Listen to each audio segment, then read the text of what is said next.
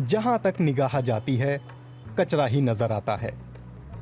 नदियों में, खुले मैदानों में और सड़कों पर। यह भारत का बेंगलुरु शहर है, लेकिन यह समस्या पूरी दुनिया की है।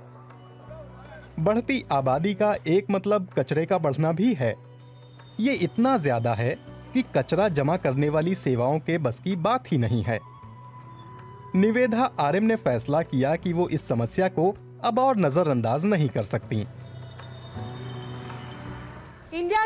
भारत हर दिन करीब 1.5 लाख टन कूड़ा पैदा करता है, लेकिन दुर्भाग्य ये है कि नियम और कायदे होने के बावजूद, अरबों रुपए खर्च किए जाने के बावजूद मेरे देश और अन्य विकासशील देशों की सड़कें ऐसी दिखती हैं।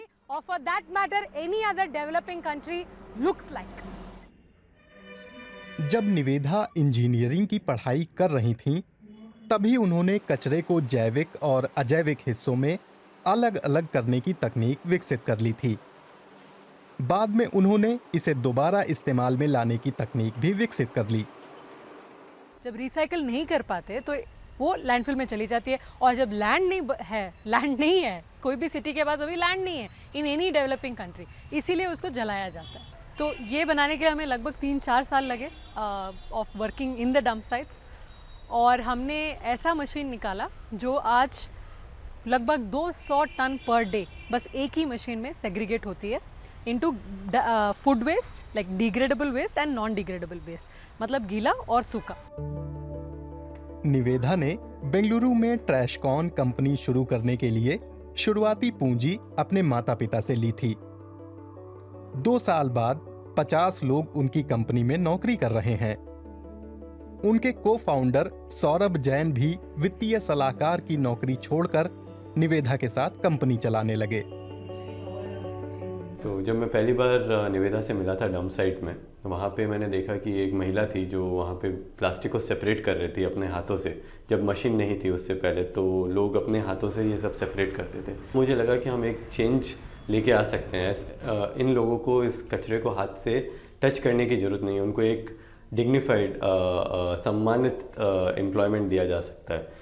तो यही सोच के मैंने उनसे जुड़ने की मतलब फैसला किया।